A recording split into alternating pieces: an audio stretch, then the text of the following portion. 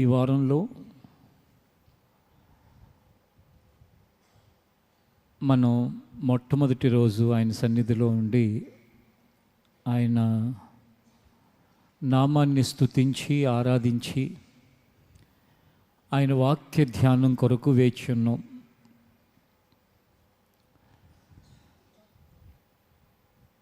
ఈరోజు ఉన్నవారు రేపు ఉంటారో లేదో తెలియదు అన్నట్లు సమాజంలో అనేక సంఘటనలు జరుగుతున్నాయి.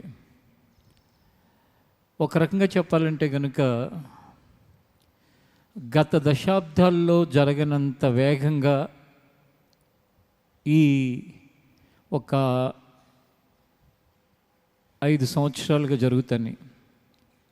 గత దశాబ్దాలు అంటే ఏంటంటే ఒక 10 ఏళ్ళు 20 ఏళ్ళు 30 ఏళ్ళ క్రితం ఇంత హఠాత్తు పరిణామాలు సంభవించేవి కాదు. ఇప్పుడు చూస్తుంటే కనుక నేను అంబర్పేట నుంచి వచ్చేటప్పుడు చాలా చిన్న వయసు 30 సంవత్సరాలు ఎవరిదో ఒకరిది శ్రద్ధాంజలి అని చెప్పి ఒక ఫ్లెక్సీ కనిపించింది. అయిపోయిన వారంలో చూస్తే మీలో కొంతమందికి పరిచయం ఉన్న బ్లైండ్ సత్యానందం గారని ఒక చక్కటి సువార్త గాయకులు ఒకసారి మన చర్చికి కూడా వచ్చారు. 2024 సంవత్సరంలో ఉపవాస ప్రార్థనలో మన మధ్యలో ఉన్నారు. ఆయనకి ఒక యూట్యూబ్ ఛానల్ని మనం క్రియేట్ చేసి ఆయనకి ఆ ఒక సాక్ష్యాన్ని కూడా రికార్డ్ చేసి ఇదే డయాస్ మీద మనం చేసాం. అది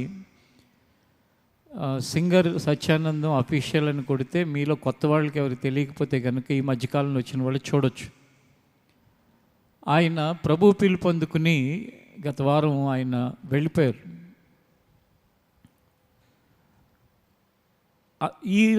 నిన్న అర్ధరాత్రి లేక ఈరోజు తెల్లవారుజాము ఇంకో సంఘటన. అదేంటంటే 31st నైట్ ఇక్కడ ఇమ్మానియేల్ చిల్డ్రన్ హోమ్ అని చెప్పేసి పిల్లలతో కేక్ కట్ చేయించడం జరిగింది. మీకు తెలుసు. దాని ఫౌండర్ అండ్ ప్రెసిడెంట్ అలెగ్జాండర్ అనే ఆయన గత 20 సంవత్సరాల పైగా నాకు పరిచయం. మన చర్చిలో చాలామందికి కూడా తెలుసు. ఆయన ప్రభు పిలుపు అందుకుని వెళ్ళిపోవటం జరిగింది. జస్ట్ నేను మన సర్వీస్ అయిపోయి భాగ్యలతలో ఇప్పుడు వచ్చేటప్పుడు దారిలో తెలిసింది.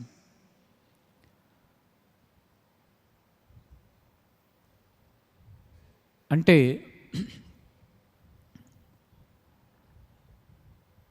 పరిస్థితులు ఏ రోజు ఎలా ఉంటే తెలియని విధంగా లోకంలో అనేక సంఘటనలు జరుగుతున్నాయి. అయితే విషయం ఏంటంటే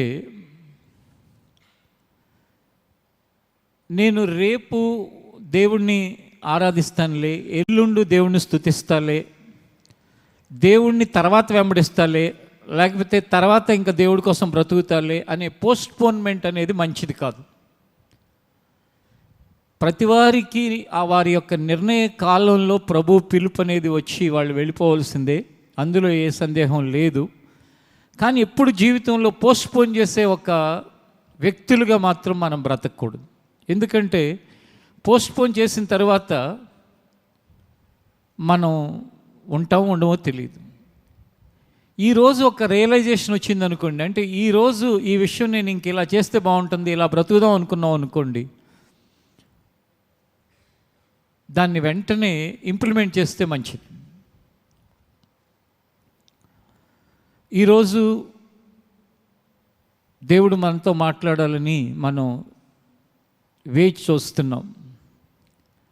ప్రతి వారం లేక ప్రతి సందర్భంలో దేవుని మందిరంలో మనం కూడుకున్నప్పుడల్లా, అది ఉపవాస ప్రార్థన కావచ్చు, ఆదివారపు ఆరాధన కావచ్చు, మరి ఇంకే ప్రార్థన అయినా కావచ్చు, ఆయన ఏం మాట్లాడతాడా, ఏం చెప్తాడా విందాం అని మనం ఎదురు చూడాలి. చెప్పిన దానిని అది హృదయంలోకి తీసుకుని, ప్రభువా ఏదైతే నువ్వు చెప్పావో దాని ప్రకారం నడిచే విధంగా నన్ను ఉంచావో నీ కృతజ్ఞతలు. ఒకవేళ నడుస్తున్నట్లయితే, ఒకవేళ ఏదైతే దేవుడు తన వాక్యం ద్వారా మనకి నేర్పిస్తున్నాడో, కొన్నిసార్లు హెచ్చరిక చేస్తున్నాడో, కొన్నిసార్లు ఆయన మనకు బుద్ధి చెప్తున్నాడో, అది మనలో లేకపోతే ప్రభు ఇక నుండి నేను అలాగ బ్రతకటానికి నాకు సహాయం చేయి అని ఆయన అడగవలసిన వారమే ఉన్నాం. అది దేవుని వాక్యం కోసం ఎదురు చూడటం అంటే.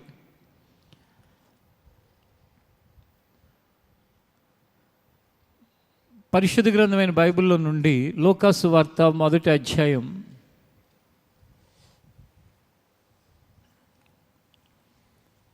38వ వచనాన్ని ఒకసారి చదువుకుందాం.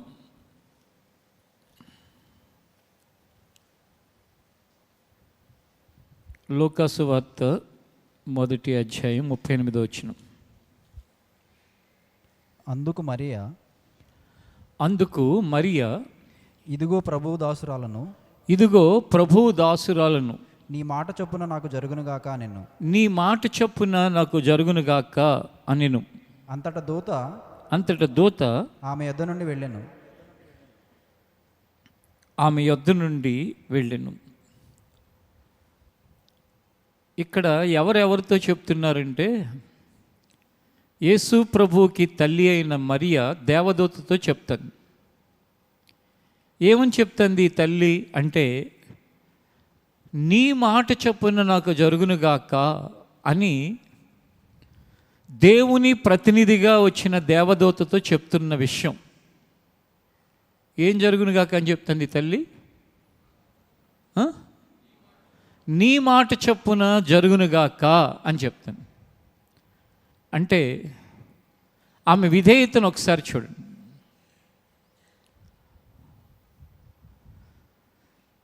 దేనికి మీ సమాధానం చెప్పింది? దేవదూత ఏం చెప్తే ఈ సమాధానాన్ని ఆమె చెప్పారు అంటే 36 వచనం దగ్గరికి వస్తే అక్కడ మనకు కనపడుతుంది. మరియు నీ బంధువురాలు ఎలిజబెత్ కూడా 35 నుంచి చదువు. మరియా భయపడకము, దేవుని వల్ల నీవు కృప పొందితివి. ఇదిగో నీవు గర్భము ధరించి కుమారుని కని ఆయనకి యేసు అని పేరు పెట్టుదువు. ఆయన గొప్పవాడై సర్వోన్నతుని కుమారుడు అనబడును. ప్రభు అయిన దేవుడు ఆయన తండ్రి అయిన దావీదు సింహాసనమును ఆయనకి ఇచ్చును. ఆయన యాకోబు వంశస్థులను యుగయుగములు ఏలును. ఆయన రాజ్యము అంతము లేనిదై ఉండునని ఆమెతో చెప్పెను. 34 వచనాన్ని చూడండి, మీరు బైబిల్ తెరిచి, నేను చదువుతాను. అందుకు మరియా, నేను పురుషుని ఎరగని దాననే ఇది ఎలాగూ జరుగునని దూతతో అనగా, దూత పరిశుద్ధాత్మ నీ మీదకి వచ్చును, సర్వోన్నతుని శక్తి నిన్ను కమ్ముకొనును, గనుక పుట్టబో శిశువు పరిశుద్ధుడై దేవుని కుమారుడు అనబడును. యేసయ్య తల్లి అయిన మరియకి ప్రదానం చేయబడింది. ప్రదానం చేయబడిన తర్వాత ఆల్ ఆఫ్ సడన్గా ఒకరోజు దేవదూత ఆమెను దర్శించి, ఇదిగో నువ్వు గర్భవతి అవుతావు, పుట్టబోదు శిశువు దేవుని కుమారుడు అని అనబడతాడు అని చెప్పడం జరిగితే ఆమె అంటుంది, నేను పురుషుణ్ణి ఎరగని దాననే ఇది ఎలాగ జరుగును అంటే, అప్పుడు ఆ దేవదూత ఎక్స్ప్లెయిన్ చేశారు. ఏమని ఎక్స్ప్లెయిన్ చేశారంటే, అమ్మ ఇది స్త్రీ పురుషుల కలయిక వలన బయలాజికల్గా నువ్వు కన్సీవ్ అవ్వట్లేదు, ఇది ఒక మెరాకిల్, అద్భుతం, ఇది ఒక గ్లోరీ, మహిమ, దేవుని యొక్క మహిమ, ఇది హోలీ స్పిరిట్ ద్వారా పరిశుద్ధాత్మ వలన గర్భవతి అవుతావు అని చెప్తేనండి, ఆ దేవదూత చెప్పిన దానికి ఈమె చెప్తున్న సమాధానం ఏంటంటే, నీ మాట చొప్పున జరుగునుగాక అని చెప్తుంది. ఒకసారి ఆలోచించండి, ఎంగేజ్ చేయబడిన తర్వాత, ఎంగేజ్మెంట్ అయిపోయిన తర్వాత గర్భవతి అవుతావు అని చెప్పబడుతుంటే ఏమని అనాలి అంటే, దేవదూత ఎంత చెప్పినప్పటికీ కూడా పరిశుద్ధాత్మలను గర్భవతి అవుతావని అయితే నేను ఒకసారి యోసేపు గారిని అడిగి అప్పుడు చెప్తాను, నువ్వు చెప్పిన దాన్ని కనుక నేను ఒప్పుకున్నట్లయితే ఆయన నన్ను వదిలిపెట్టేస్తాడేమో, లేక ఒక ప్రక్కన ప్రధానం చేయబడిన యోసేపు, ఎంగేజ్మెంట్ అయిన యోసేపు, రెండవ ప్రక్కన సమాజం, మూడవ ప్రక్కన ఆమె యొక్క భవిష్యత్, ఇంకా ఆ పుట్టిన శిశువు విషయమై నేను ఎంత నిందమోయాలి నా జీవితకాలం అంతా, ఈమె వివాహం కాకుండానే గర్భవతి అయింది, ఏంటి ఈమె ఎలాంటిది అని ఎన్ని అవమానాలు, నిందలు, హేళనలు, ఇబ్బంది, ఇవన్నీ ఆలోచించుకోవాలి.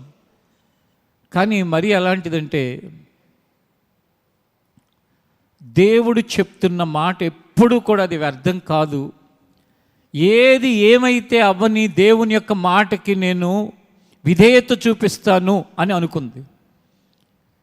యోసేపుని వెళ్ళి సంప్రదించాలి అని అనుకోలేదు, లేక సమాజంలో ఎవరేమనుకుంటారు అని అనుకోలేదు, లేక తన భవిష్యత్తు ఏమైపోతుందా అని అనుకోలేదు.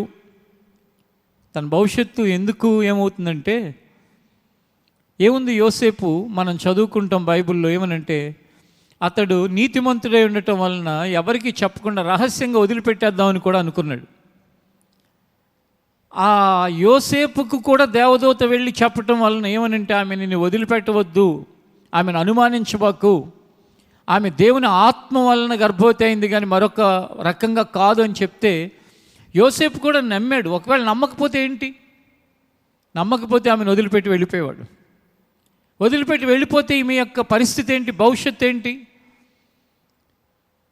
ఈ ఆరాధనలో ఉన్న వారందరూ జాగ్రత్తగా దీన్ని అర్థం చేసుకుంటే, మరియా అనే ఆ యవనస్తురాలు ఆ దినాన దేవుని యొక్క మాటకు ఎంత విధేయత చూపించిందో అర్థం చేసుకుంటుంటే ఆశ్చర్యం వేస్తుంది. ఈ రోజునండి దేవుణ్ణి వెంబడించడానికి 100 సందేహాలు, 1000 సంశయాలు. అంటే ఒక 100 డౌట్లు వస్తే 1000 అనేక రకాలైన ఆలోచనలు.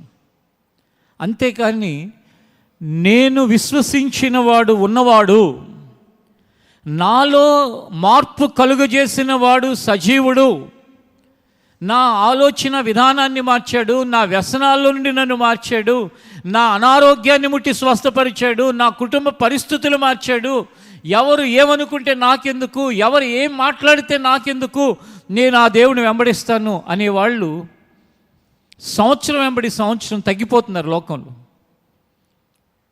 నా చిన్నతనంలో నేను ఎంతోమందిని చూసేవాడిని, వాళ్ళు ప్రభు యొక్క మహిమను చూచారు అంటే వాళ్ళ గ్రామంలో వాళ్ళని వెలివేసినా కూడా వాళ్ళు పట్టించుకునేవాళ్ళు కాదు. ప్రభు యొక్క కృపను వారు పొందారు అంటే కనుక ఇంట్లో నుంచి గెంటి వేస్తారు అనే అంత పరిస్థితులు ఉన్నప్పటికీ కూడా వదిలిపెట్టేవాళ్ళు కాదు ప్రభువుని. వాళ్ళు ఏమనుకునేవాళ్ళు అంటే, నేను చూచిన, అనుభవించిన ఆయన మహిమను నేను ఎప్పుడు కూడా ప్రక్కకు త్రోసివేయను, నేను ఆయన వెంబడిస్తాను అని అనుకునేవాళ్ళు. అందుకే ఎప్పుడైనా మీరు వీలైనప్పుడు బయోగ్రఫీస్ ఉంటాయి కొన్ని, సాధు సుందర్ సింగ్ అనే బయోగ్రఫీ, పండిట్ రామాబాయి అనే ఒక బయోగ్రఫీ, ఇంకా కొంతమంది యొక్క జీవిత చరిత్రలు ఉంటాయి. గుల్షన్ ఎస్తేరు అనే ఒక ముస్లిం యువతి యొక్క బయోగ్రఫీ, అవన్నీ ఉంటాయి పుస్తకాలుగా, చదవండి. అందులో వాళ్ళు ఏం చేశారంటే, వాళ్ళ తల్లిదండ్రులు వాళ్ళని వెలివేసిన ప్రభువుని మాత్రం వదిలిపెట్టలేదు, వాళ్ళ మతస్థులు వాళ్ళని చంపుదామని చూసిన ప్రభువుని మాత్రం వదిలిపెట్టలేదు, ఏం జరిగినా ప్రభువుని మాత్రం వాళ్ళు హత్తుకుని బ్రతికారు. అది విశ్వాసం. ఈ మరియ కూడా తను ఏం ఆలోచించట్లా, ఇంట్లో వాళ్ళు ఏమంటారో, బయట వాళ్ళు ఏమంటారో, ప్రధానం చేయబడిన, ఎంగేజ్మెంట్ చేయబడిన యోసేపు అనే వ్యక్తి ఏమంటాడు, ఇవేం పట్టించుకోవట్లా. ఒక్కటే ఆమెకి ఏంటంటే, దేవుడు ఆయన దూతను పంపించి నాకు సెలవిచ్చాడు, పుట్టబో శిశువు దేవుని కుమారుడు అవుతాడంట, ఆ దేవుణ్ణి కుమారుణ్ణి నా గర్భములో పుట్టించడానికి దేవుడు ప్రణాళికను, ఆయన ఏర్పాటుని నేను ఆమోదిస్తాను, అంగీకరిస్తాను అనుకుంది. వెంటనే నీ మాట చొప్పున జరుగునుగాక అని చెప్పేసింది. మనలో ఎంతమంది మీ దేవుని యొక్క మాట చొప్పున జరగాలని కోరుకుంటాం? మనస్ఫూర్తిగా తల్లి కానీ, తండ్రి కానీ, తాత కానీ, అమ్మమ్మ కానీ, నాయనమ్మ కానీ స్థానంలో ఉన్న మీరు కానీ, అన్న, చెల్లి, అక్క, తమ్ముడు అనే స్థానంలో ఉన్న వాళ్ళు కానీ, కుమారుడు, కుమార్తె అనే స్థానంలో ఉన్న వాళ్ళు కానీ, ప్రభువా నీ మాట చొప్పున జరుగునుగాక అని ప్రార్థన చేయగలరు. మనకొక మాట ఉంటుంది, మనం ఒకటి అనుకుంటాం, అది జరగాలని కోరుకుంటాం. నా కూతురు, నా కొడుకు బాగా డబ్బున్నాళ్ళు అవ్వాలి, నేను పేదరికంలో పెరిగాను. డబ్బు కంటే విలువైంది ఉందరా, నీ కూతుర్ని, నీ కొడుకుని అలా చేయాలని నేను అనుకుంటున్నానని దేవుడు అంటున్నా, వద్దొద్దు, అవన్నీ కాదు, నాకు కావాల్సింది ఇలా. మరియా వారి ఇంటి వాళ్ళు ఏమనుకున్నారంటే యోసేపుకి భారీగా ఉండాలి అని కోరుకున్నారు. కానీ ప్రభువు ఏం కోరుకున్నాడంటే, నువ్వు ఒక సాధారణమైన వ్యక్తి భారీగా ఉండటం కాదు, నిన్ను లోకరక్షకుడికి తల్లిగా చేయబోతున్నాను అని సందేశాన్ని ఇచ్చాడు. ఆ సందేశాన్ని ఆమె ఏం చేసిందో తెలుసా? మనస్ఫూర్తిగా అంగీకరించింది. ఆమెన్, హల్లెలూయా. ఈరోజు ఉమెన్స్ డే సందర్భంగా స్త్రీలైన మీరు అనుకున్న విధంగా మీ జీవితం ఉంటే చాలు అని అనుకుంటున్నారా? లేక దేవుని యొక్క మాట నా జీవితంలో, ఆయన మాట చొప్పున నా జీవితం ఉండునుగాక అని కోరుకుంటున్నారా? దేవుని మాట నాలో నెరవేరాలనే కోరికుందా? లేక ఏదో నీ భర్తో, నీ తండ్రో, లేక నీ కుటుంబ సభ్యులో ఒక ప్లాన్ చేసి ఇలా అయితే బాగుంటుంది, అలా అయితే బాగుంటుంది అంటే సరే ఇక అలా బతికేద్దాం అని కోరుకుంటున్నావా? మరి నేను ఇంట్లో ఏమైనా తిరగబడాలా, వాళ్ళ మాట కాదనాలంటే కాదని కాదు, దానికంటే శ్రేష్టమైన ఒక ఆధిక్యతను నీ జీవితంలో ఇవ్వటానికి దేవుడు ఉద్దేశిస్తూ ఉంటే సిల్లిగా దేవుని మాటను ప్రక్కన పెట్టేసి సీరియస్గా తీసేసుకుంటారు. సిల్లీ విషయాలు చాలామంది సిల్లీగా తీసుకోవాల్సిన విషయాలేమో సీరియస్గా తీసుకోవాల్సిన విషయాలేమో సిల్లీగా. అందుకే అనేక మంది జీవితాల్లో ఈ రోజున ప్రభువు యొక్క మాట చొప్పున జీవితం ముందుకు సాగట్లేదండి. ఇప్పుడు ఉదాహరణకి నీ ఆరోగ్యం చక్కగా ఉంటే నువ్వు ఆత్మీయంగా ఎదగటానికి చాలా అవకాశం ఉంటుంది. రెండవది, నీ ఆరోగ్యం చక్కగా ఉంటే, దేవుడు నివసించే ఆలయమైన నీ శరీరం ఆరోగ్యకరంగా ఉంటే దేవుడు సంతోషంగా ఉంటాడు అని సీరియస్ విషయం చెప్తే దాన్ని ఏమో సిల్లీగా తీసేసుకుని సిల్లీ విషయాలు ఉంటాయి. ఎక్కడ ఏ ఫంక్షన్ జరిగితే, ఏ తిండి దొరికితే, ఏది ఇష్టమైతే అది లోపలేసేయటం. అది ఒక ప్రక్కన ఆరోగ్యానికి మంచిది కదా అని ఏమైంది ఆరోగ్యం ఉంటే అన్నాళ్ళు ఉంటాం, సడన్గా ఎంతోమంది పోతున్నారని చెప్తానే ఉన్నారుగా, ఏ రోజు పోతాం అని చెప్పేసి ఆ సిల్లీ విషయాలు అనమాట. ఇప్పుడు ఆల్రెడీ తిన్నాం 12:30 1 గంటకి, 2 గంటలకు మళ్ళీ ఎక్కడికో వెళితే కొంచెం తిను అంటున్నారు. నీకేమో అక్కడున్న వాసనలు, అక్కడున్న వాళ్ళు చెప్పిన ఏదైతే ఫుడ్ ఉందో దాని మీద నీకు కూడా ఆశగా ఉంది. సిల్లీ విషయం ఇది. ఆల్రెడీ నీ ఆకలికి తీరటానికి ఆహారం తిన్నావు, నీ యొక్క ఆశను చంపుకోవటానికి చిన్న ప్రయత్నం చేస్తే వదిలేయచ్చు. కానీ 2 గంటలకు తినమన్నారని మళ్ళీ 2 గంటలకు తింటాం, మళ్ళీ 4ంటికి ఇంకో చోటుకి వెళ్తావు. తినండి అయ్యా, కొంచెం తినండి అయ్యా, కొంచెం దేవుడు ఆశీర్వాదం మాకు కావాలిగా, కొంచెం తినండి, మళ్ళీ తింటాం. మళ్ళీ సాయంకాలం 6 గంటలకి ఇంకెక్కడికో వెళ్తావు. స్నాక్స్ తినండి, భోజనం చేయమంటలేదుగా మా ఇంట్లో. మీరు పేర్లు పెట్టుకుని మీరు మోసపోవటం, అందరినీ మోసం చేయటం తప్ప బ్రేక్ఫాస్ట్ అయితే ఏంటి, లంచ్ అయితే ఏంటి, స్నాక్స్ అయితే ఏంటి, డిన్నర్ అయితే ఏంటి, ఏదైనా అదేగా. ఏది ఫుడ్డేగా, ఆహారమేగా. కాకపోతే దాంట్లో పరిమాణంలో తేడా ఉంటుందేమో, క్వాంటిటీలో తేడా ఉంటుందేమో. కొంచెం నాలుకను అదుపు చేసుకుందాం, అనవసరమైన అవకాశాలు అపవాదికి ఇవ్వకూడదు అని చాలామందికి ఉండకుండా సిల్లీ విషయాల్ని సీరియస్గా తీసేసుకుని వాళ్ళు ఏమన్నారో తెలుసా? మీరు తినకపోతే నాకు ఆశీర్వాదం రాదన్నారు. మరి వాళ్ళని బాధ పెట్టకూడదు కదా. అంటే ఈయన బాధ పెట్టకూడదు కానీ ఆయన బాధ పెట్టవచ్చు. ఎవరిని చెప్పరేంటి? దేవుణ్ణి మాత్రం బాధ పెట్టవచ్చు. ఒకటి గుర్తుపెట్టుకోండి, దేవుణ్ణి నమ్మిన వారికి సరైన ఆరోగ్యం లేకుండా వాళ్ళ చేతులారా చేసుకుంటే దేవుడికి అన్యాయం చేసినట్టే. ఎందుకంటే దేవుడి నామం దూషణ పాలు అవుతుంది. దేవుణ్ణి నమ్ముకున్నాడుగా ఇట్లా అయ్యాడేంటి, దేవుణ్ణి నమ్ముకున్నాక ఇలా అయిపోయారేంటి, ఇదేంటి, ఎప్పుడు అసలు ఏం బ్రతుకది, బ్రతికినట్టుగానే కనపడుతున్నారు కానీ రోజు చస్తా బ్రతకటం ఏంటది. ఈ దేహము దేవుని యొక్క ఆలయము, ఈ ఆలయాన్ని జాగ్రత్తగా కాపాడుకోవాలని దేవుని వాక్యం చెప్తుంటే దాన్ని సిల్లిగా తీసేసుకుని, అంత అవసరం లేని వాటన్నిటిని సీరియస్గా తీసేసుకుని జీవితంలో ఎన్నో ఎదురు దెబ్బలు తింటూ ఉంటారు. ప్రియమైన వారులారా, ముఖ్యంగా ఉమెన్స్ డే సందర్భంగా ప్రత్యేకంగా స్త్రీలకు చెప్తున్నాను, కుటుంబం ఎటు వెళ్ళాలి, ఎటు వెళ్ళే విధంగా మలచాలి అనే విషయాలు మీ మీదే ఆధారపడి ఉంటాయి. కారణం ఏంటంటే కిచెన్ మొత్తానికి మీరే సుప్రీం కాబట్టి. ఇరాన్ మొత్తానికి సుప్రీం లీడర్ అని ఒక ఆయన ఉండేవాడు, ఆయన చంపేస్తే మొన్న వారిలో ఇంకొక వ్యక్తిని ఎన్నుకున్నారు. సుప్రీం అంటే ఏంటంటే అన్ని అధికారాలు కలిగిన వాళ్ళు. కిచెన్లో అన్ని అధికారాలు మీయే. అయితే కొంతమంది ఉంటారులేండి, ఆ అధికారాన్ని కూడా లాగేసుకుని మిమ్మల్ని కూర్చోమని వాళ్ళే రకరకాల వింత విచిత్రమైన తిళ్ళ కోసం ప్రయత్నించేవాళ్ళు. అది వేరే బాపతి, అక్కడక్కడ 1-2% వాళ్ళని పక్కన పెడదాం. మిగిలిన విషయాల్లో ఎక్కువ పర్సెంట్ మీదే అంత అక్కడ అధికారం. ఏవి ఆరోగ్యకరమైనవి, ఏవి అనారోగ్యానికి సంబంధించినవి, ఏవి మంచి, ఏ చెడు, కాస్త జ్ఞానంతో మీ కుటుంబాలను కట్టుకోవాల్సిందిగా బ్రతిమలాడి చెప్తున్నాను. అదే సమయంలో దేవుని వెంబడిస్తున్న నీవు, నీ ఆలోచన విధానం, నీ ఊహలు, నీ తలంపులు, నీ పనులు, నీ వ్యవహారాలు అన్నీ కూడా ఆ ఉన్నతమైన విలువలలో నీ ఎదుట ఉంచబడిన ఒక సాక్షి సమూహమును చూస్తూ నువ్వు ఆలోచించాలి, ఊహించాలి, తలంచాలి, నువ్వు పనిచేయాలి. ఆ ఉన్నతమైన వ్యవహారాల్లో ఉన్న వాళ్ళు ఎవరో తెలుసా?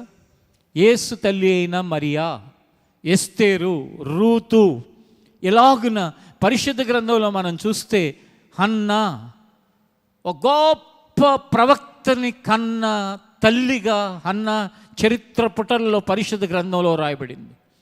విశ్వాసమునకు మూలాధారమైన తల్లిగా శారా, ఆతిథ్యానికి సేవాభావానికి నిదర్శనంగా రిబ్కా, ఇలాగున ఎందరో జీవితాలు మన ఎదుట సాక్షి సమూహాలుగా ఉన్నప్పుడు సిల్లిగా ప్రార్థన అంటే పిల్లోని చదివించాలి ప్రార్థన మాని, ఇక ఆ గంటలోనే చదివేసి వాడు పెద్ద ఐఏఎస్ ఐపీఎస్ ఆఫీసర్ అయిపోతాడు. అంతేగాని అసలు నేను దేనికి రా, నా జీవితం దేవుడు నిర్ణయించింది, అసలు నేను దేనికి ఈ భూమి మీద ఆయన చేత రక్షించబడి ఎన్నెన్నో విషయాలని ప్రక్కన పెట్టి దేవుడే మొదటని నా జీవితంలో అనుకున్నాను. కానీ నేనేం చేస్తున్నాను?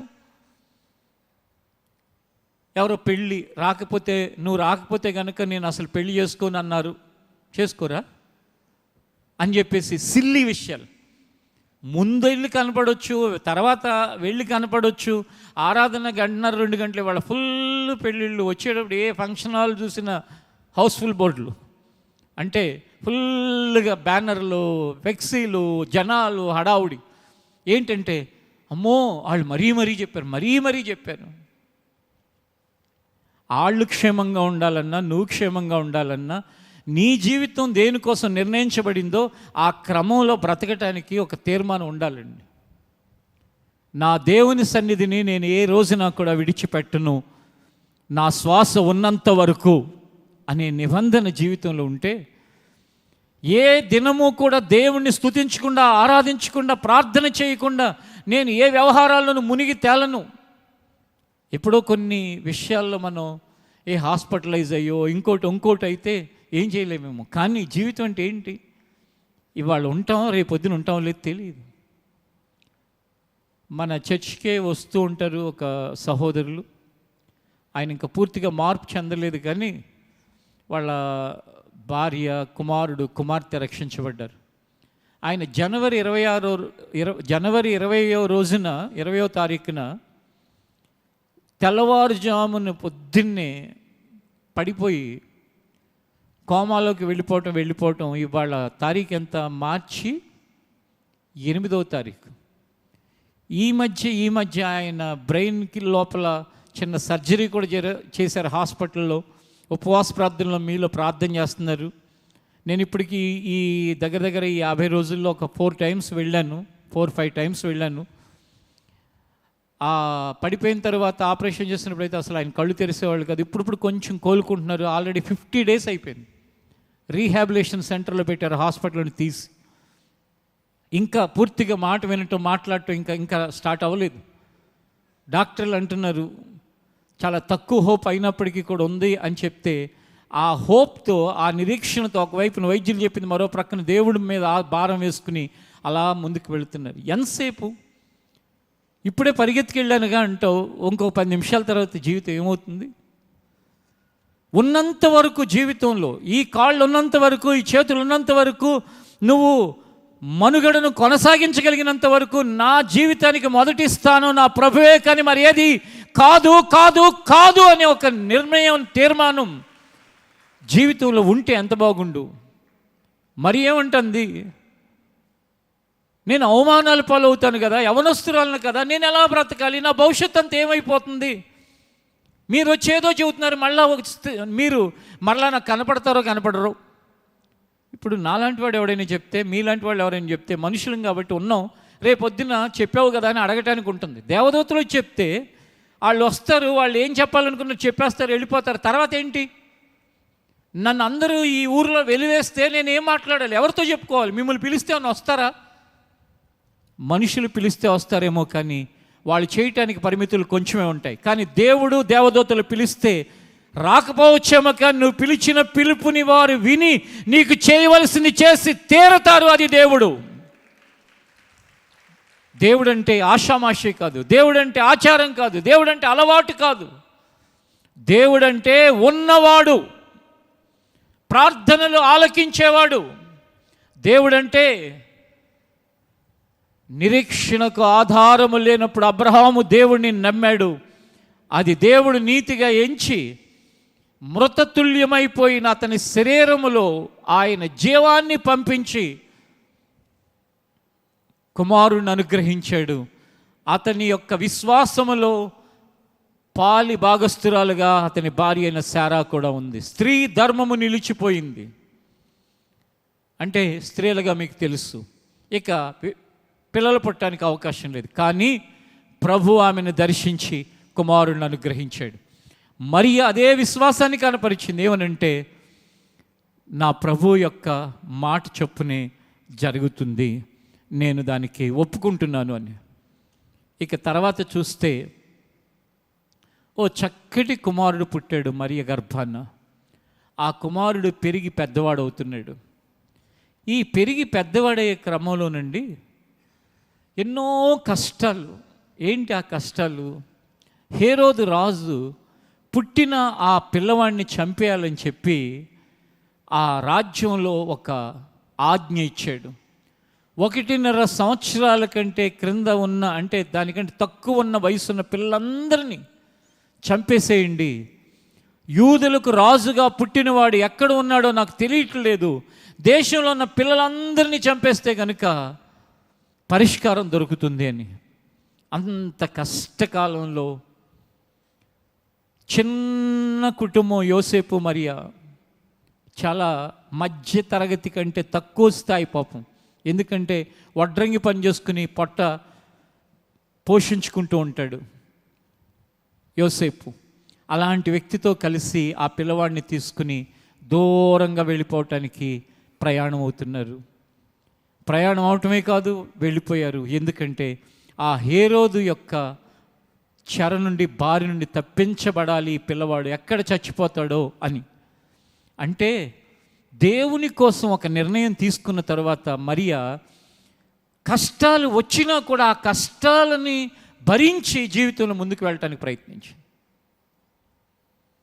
స్త్రీలుగా ఈరోజు మీ కుటుంబ పరిస్థితులు ఏవి ఎలా ఉన్నా, మీ పిల్లల పరిస్థితులు ఏవి ఎలా ఉన్నా, మీ ఆర్థిక పరిస్థితులు ఏవి ఎలా ఉన్నా, కష్టకాలంలో ప్రభువుని విడిచిపెట్టకుండా ఆయన హత్తుకుని ముందుకు వెళ్ళటానికి ప్రయత్నం చేయండి.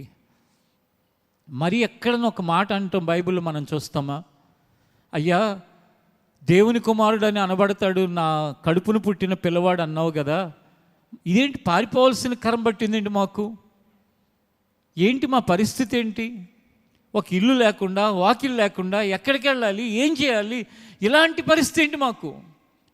మేము దేశాలు పట్టుకు తిరగాల్సిన పరిస్థితి మాకు వచ్చిందేంటి అని ఏం మాట్లాడట్లేదండి. జీవితంలో చిన్న చిన్న సమస్యలకి ఎంత దేవుని మీద నిందమోపుతూ ఉంటారంటే, ఎంతగా దేవుని మీద అలుగుతూ ఉంటారంటే, నిన్ను నమ్ముకుని నేను వస్తే మా అమ్మని నాన్న వదిలిపెట్టి నాకు ఈ కష్టాలా? నిన్ను నమ్ముకుని నేను నిన్ను వెంబడిస్తుంటే నాకు ఈ ఇబ్బందా? దేవా, ఎందుకు ఇలా చేస్తున్నావు అని ఎన్నో ప్రశ్నలు వర్షంగా కురిపిస్తూ ఉంటారు. విధేయత అంటే ఏంటో తెలుసా? దేవుడు అనుమతించిన దాన్ని మౌనంగా అంగీకరించుకుంటూ జీవితంలో ముందుకెళ్ళిపోతూ ఉండటం. మరియా అలాగున బ్రతకటానికి తన జీవితంలో నిర్ణయం తీసుకుంది. బైబిల్లో ఉన్న మరొక మాటను రోమీలకు రాసిన పత్రిక 8వ అధ్యాయం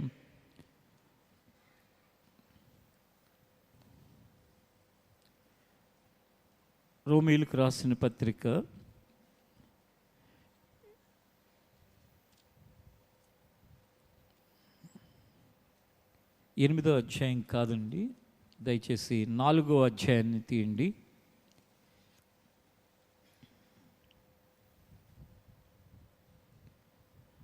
తీసారా? 4వ అధ్యాయం 20వ వచనంలో నేను చదువుతాను.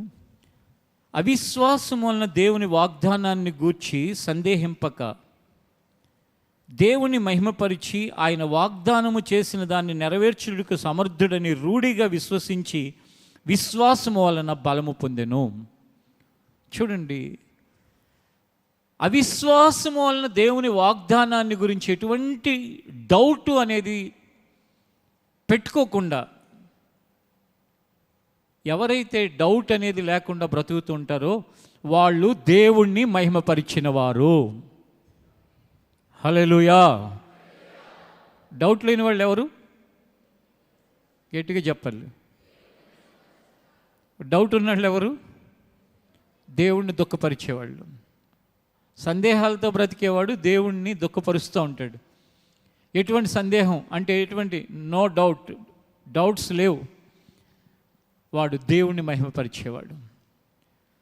అవిశ్వాసము వలన ఎటువంటి సందేహం లేకుండా దేవునిని మహిమపరిచి వాగ్దానము చేసిన వాడు నెరవేర్చగలిగిన వాడు అని నమ్మి తన ప్రయాణాన్ని కొనసాగించిన అబ్రహాముల, తన ప్రయాణాన్ని కొనసాగించిన మరియల, తన ప్రయాణాన్ని కొనసాగించిన శారాల, అయ్యా దేవుడు దేవుడు అని తీసుకొచ్చావు, అందరిని వదిలిపెట్టి, తండ్రి ఇంటిని వదిలిపెట్టించావు, బంధువుల్ని వదిలిపెట్టించావు, దేశాన్ని వదిలిపెట్టించావు, ఇక చాలులే కానీ నీ దారి నీది, నా దారి నాది అనలా శారా. వాగ్దానము చేసిన వాడు నమ్మదగిన వాడు అని విశ్వసించింది. ఈరోజు నీ పరిస్థితి ఎలా ఉంది? నువ్వు దేవుని వెంబడించడం కొరకు నీ జీవితంలో తీసుకోవాల్సిన నిర్ణయాలు ఏంటి అంటే, ఏ సందేహం లేకుండా, సంశయం లేకుండా వాగ్దానం చేసిన దేవుడు నమ్మదగిన వాడు అని చెప్పి చక్కగా దేవుళ్ళు ఎవరైతే వెళుతూ ఉంటారో వాళ్ళు ధన్యులు. ఇక పోతే ఒక స్త్రీగా నువ్వు విశ్వాసంతోనూ దేవుని మాటకు అన్నిటికంటే మొదట ప్రాధాన్యత ఇచ్చి నీ జీవితంలో వెళ్ళిపోతూ ఉంటే రకరకాలైన శ్రమలు కుటుంబాల్లో వస్తూ ఉంటాయి. అవి అవమానాలుగా, నిందలుగా, హేళనగా, కొన్నిసార్లు ప్రార్థనకి వెళ్ళమంటారు, కొన్నిసార్లు వద్దంటారు. మూడు బాగుంటే ఒకలాగా, మూడు బాగోకపోతే ఒకలాగా.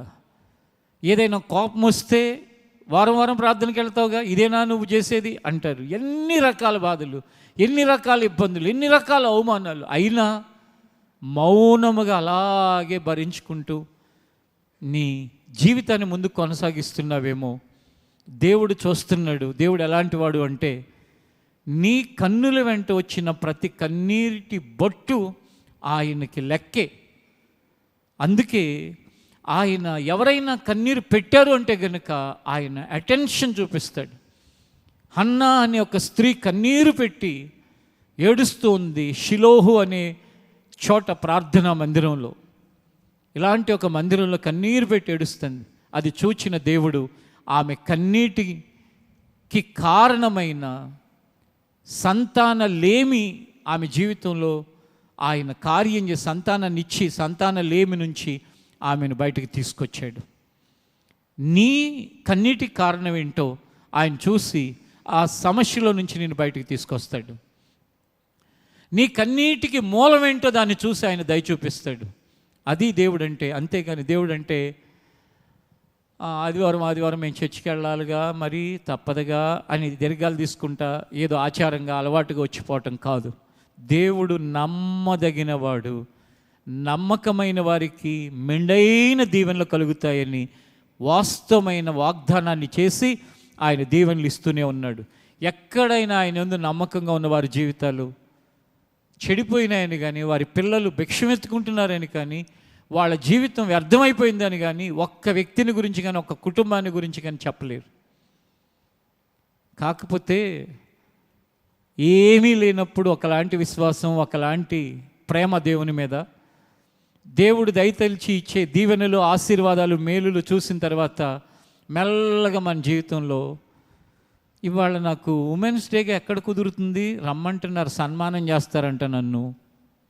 ఒకప్పుడు అసలు నువ్వు ఎవరివో, ఉమెన్వో లేకపోతే గర్ల్వో లేకపోతే ఎవడవో తెలియదు. అప్పుడు మాత్రం దేవుడు అని వెంబడిస్తాం. ఇప్పుడు నాకు అసలు ఎక్కడ వీలవుతుంది, ఈ ఆదివారం నన్ను రమ్మన్నారు, నన్ను అలా చేయటానికి ఇలా చేయటానికి నాకెక్కడ వీలవుతుంది? ఎన్ని పనులు ఉన్నాయి నాకు. పనులేమీ లేనప్పుడు దేవుడు దయతలిచి ఆయన అసలు ఖాళీ లేకుండా పనులు ఇస్తే నాకెట్లా వీలవుతుంది? వీళ్ళంటే ఉద్యోగాలు చేసుకునే వాళ్ళు, వీళ్ళకి వీలవుతుంది. వీళ్ళంటే చిన్న చిన్న వ్యాపారాలు చేసుకునే వాళ్ళు, వీళ్ళకి వీలవుతుంది. నా వ్యాపారం కోట్లలో ఉంటుంది, నాకెక్కడ వీలవుతుంది? నా ఉద్యోగం అంటే ఏంటి, ఎప్పుడు బిజీగా ఉంటాను. ఎలాంటి వాడికైనా ఎలాంటి దానికైనా ఉదయమో మధ్యాహ్నమో సాయంకాలమో ఏదో టైంలో ఏదో చోట వీలవుతుంది. నా ప్రభువుని ఆరాధించటం మాత్రం నేను విడిచిపెట్టను. నేను ఏ స్థాయికి వెళ్ళినా, నేను ఏ స్థితికి వెళ్ళినా, నా పరిస్థితులు ఏ విధంగా మారినా నా ప్రభువు కంటే ముఖ్యమైనది ఏది లేదు అని వీలు చూచుకుని ఏదో ఒక సమయంలో దేవుని సన్నిధిలో గడపటానికి ఎప్పుడూ అవకాశం ఉంటుంది. కానీ మనం ఎలా ఎక్స్క్యూజ్ చేసుకుంటూ ఉంటామంటే, సరేలే పర్లేదులే, నా మనసులో ఉన్న దేవుడి మీద ఉన్న ప్రేమ ఆయనకి తెలుసులే, దేవుడు అంటే నాకు ఎంత ఇష్టం ఉందో ఆయనకి తెలుసులే, దేవుడికి నా బాధలు తెలుసులే, దేవుడు నా కష్టాలు ఏవో మన సొంత కవిత్వాన్ని మనం రచించేసుకుంటాం. ప్రియమైన వారులారా, మరియ తప్పించుకోవటానికి అనేక కారణాలు ఉన్నాయి. దేవా ఇంకెవరినైనా చూసుకో అని చెప్పొచ్చు. దేవా నాకు అంత విశ్వాసం లేదని చెప్పొచ్చు. దేవా ఆల్రెడీ నాకు ప్రదానం చేయబడిన అమ్మాయిని, నేను ఎంగేజ్మెంట్ అయిపోయింది, నన్నెందుకులే అనొచ్చు. ఇంకోటి కూడా అనొచ్చు, నాకు వద్దులే అనొచ్చు, నేను అవమానాన్ని భరించలేను అనొచ్చు. కానీ ఏమంటలేదు. ఏమంటుందంటే, నీ మాట చొప్పున జరుగును గాక అంటుంది. కీర్తన గ్రంథం 119 అధ్యాయంలో కూడా ఓ మాటను మనం చదువుకుని ముందుకు వెళ్దాం. కీర్తన గ్రంథం 119 అధ్యాయం 38వ వచనం.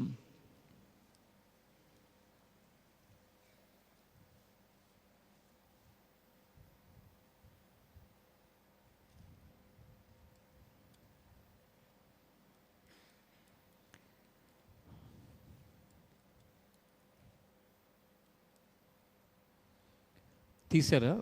నీవిచ్చిన వాక్యము మనుషులలో నీ భయమును పుట్టించుచున్నది. నీ సేవకునికి దాన్ని స్థిరపరచుము. నీ న్యాయ విధులు ఉత్తమములు. నాకు భయము పుట్టించుచున్న నా అవమానమును కొట్టివేయుము. నీ ఉపదేశములు నాకు అధిక ప్రియములు. నీతిని బట్టి నన్ను బ్రతికింపుము. యెహోవా, నీ కనికరములు నా యొద్దకు రానిమ్ము. నీ మాట చొప్పున నీ రక్షణ రానిమ్ము. అప్పుడు నన్ను నిందించు వారికి నేను ఉత్తరమియ్యగలను, ఏలయనగా నీ మాట నమ్ముకుని ఉన్నాను. నీ నోట నుండి సత్యవాక్యమును ఏమాత్రము తీసివేయకము, నీ న్యాయ విధుల మీద నా ఆశ నిలిపి ఉన్నాను. నిరంతరము నీ ధర్మశాస్త్రం అనుసరించుదును, నేను నిత్యము దానిని అనుసరించుదును. నేను నీ ఉపదేశములను వెదుకువాడును, నిర్బంధము లేక నడుచుకుందును. ఎంత చక్కటి మాటలు కీర్తనాకారుడు చెప్తున్నాడో చూడండి. నాకే నిర్బంధం లేదయ్యా నీ మాట ప్రకారం బ్రతకటానికి. ఏ ఆటంకం నేను నా జీవితంలో కలగనీయనయ్యా నీ దారిలో నేను ఉండటానికి. నీ ధర్మశాస్త్రము, నీ నోటి మాట, నీ ఆజ్ఞ, నీ కట్టడలు, నీ వాక్యము నాకు ముఖ్యం. దానిలోనే నేను బ్రతుకుతాను. ఎంత విశ్వాసం దేవుని మీద, ఎంత ఆధారపడటం దేవుని సన్నిధిలో అంటే ఈ ఆరాధనలో మన జీవితంలో కూడా ప్రభువా నీ మాట చొప్పునే నెరవేరునుగాక అని నువ్వు చెప్తే, ఆ స్త్రీ గర్భవతి కుమారుని కంది, యేసు అని పేరు పెట్టారు. పెరిగి పెద్దవాడవుతున్నాడు. దూరంగా పారిపోయి సైతము ఆ పిల్లవాడిని కాపాడుకున్నారు. ఇంకా పెద్దవాడయ్యాడు. ఇంట్లో ఆ పనుల బాధ్యత కూడా తీసుకుంటున్నాడు. ఇంకా పెద్దవాడవుతున్నాడు. అతనిలో ప్రత్యేకత ఏంటి అంటే అందరిలాగా కాదు, తల్లిదండ్రుల మాట వింటున్నాడు, తండ్రికి పనిలో సహాయపడుతున్నాడు. అందరూ ఆశ్చర్యపోయే విధంగా కొత్త విషయాలు అతని జీవితంలో కనపడుతున్నాయి. ధర్మశాస్త్రంలో అతను అనేక ప్రశ్నలు వేసి అక్కడున్న పెద్దలను అడిగి తెలుసుకుంటున్నాడు. మొత్తం మీద 30 సంవత్సరాలు వచ్చినాయి. జీవితంలో మరొక మలుపు. ఆ మలుపు ఏంటంటే తనకంటే ఆత్మలో చిన్నవాడైన బాప్తిస్మిచ్చు యోహాను దగ్గరికి వెళ్ళి బాప్తిసాన్ని తీసుకున్నాడు. అందరూ ఆశ్చర్యపోతున్నారు. అయ్యో, ఇతను దేవుని కుమారుడు, లోకరక్షకుడు, ఇతనేంటి ఎవరో దగ్గరికి వెళ్ళి బాప్తిసం తీసుకుంటున్నాడు. ఆ ఇచ్చే వ్యక్తి కూడా అయ్యో నేను బాప్తిసం ఇవ్వటం ఏంటంటే నీతి యావత్తు ఇలాగ జరుగును కాక అని చెప్పి తను తగ్గించుకుని బాప్తిసం తీసుకున్నాడు. తీసుకున్న వెంటనే పరిశుద్ధాత్ముడు పౌర రూపంలో వచ్చి ఆయన మీద రాలినట్లుగా బైబిల్లో మనం చదువుతాం. ఆ రోజు నుంచి, ఆనాటి నుంచి ఎక్కడికి వెళితే అక్కడ ఆశ్చర్యాలు, అద్భుతాలు, మహిమగల కార్యాలు అందరూ కూడా చూసి నోరు వెలబెట్టేస్తున్నారు. కారణం ఏంటంటే నీళ్లు ద్రాక్షారసంగా మార్చబడ్డాయి. గుడ్డివాళ్ళు, పుట్టుగుడ్డివాళ్ళు కళ్ళొచ్చి వాళ్ళు కేకలు పెట్టి అరుస్తున్నారు. అయ్యో అయ్యో, ఇలాంటిది ఎక్కడా చూడలేదు, నేను పుట్టుగుడ్డివాడిని, నాకు కళ్ళు వచ్చాయని. కుంటివాళ్ళు నడుస్తున్నారు, మోగవారు మాట్లాడుతున్నారు. ఆ మహామహిమతో ఆయన కార్యాలు జరుగుతూ ఉంటే దాని అంతటికీ విత్తనం ఎక్కడో తెలుసా? నీ మాట చొప్పున జరుగునుగాక అని చెప్పిన ఆ మరియ యొక్క మాట. ప్రియ సహోదరి, ప్రియ తల్లి, ఈరోజు దేవునితో ఆ మాటను చెప్పగలిగితే నీ కుటుంబంలో నుంచి దేవుడు ఏం చేయబోతున్నాడో, ఏ విధంగా ముందుకు ఆయన నడిపిస్తాడో నిన్ను, నీ కుటుంబాన్ని, నీ పిల్లల్ని, ఎంత ఆశ్చర్యమైన అద్భుతమైన కార్యాలు లోకంలో జరుగుతాయో నీకు ఇప్పుడు గ్రహింపు కాకపోవచ్చు. ఆ రోజు మరీ గ్రహింపేం లేదు, అప్పటికి తెలియదు. చచ్చిపోయిన వాళ్ళను కూడా తన గర్భంలో పుట్టబోతున్న కుమారుడు బ్రతికిస్తాడని ఆ తల్లికి ఎక్కడ తెలుసండి? కుష్ఠరోగులు బాగుపడతారని ఆ తల్లికి ఎక్కడ తెలుసు? ఆ తల్లికి తెలిసింది ఏంటయ్యా అంటే, ఆనాడు యవనస్తురాలు, ఇప్పుడు మనం తల్లి అని పిలిచే మరియమ్మ ఏం తెలుసయ్యా అంటే ఆయన మాట వింటే మంచిది అని తెలుసు. ఆ చిన్న మొక్క తెలుసు, చాలు.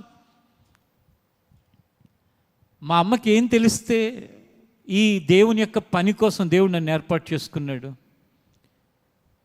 నాతో పాటు నా పిల్లలను కూడా ప్రార్థనకి తీసుకెళ్ళాలి, వాళ్ళు కూడా నమ్ముకుంటే మంచిది అని తెలుసు, అంతే. ఇంకా అంతకు మించి ఏం తెలియదు.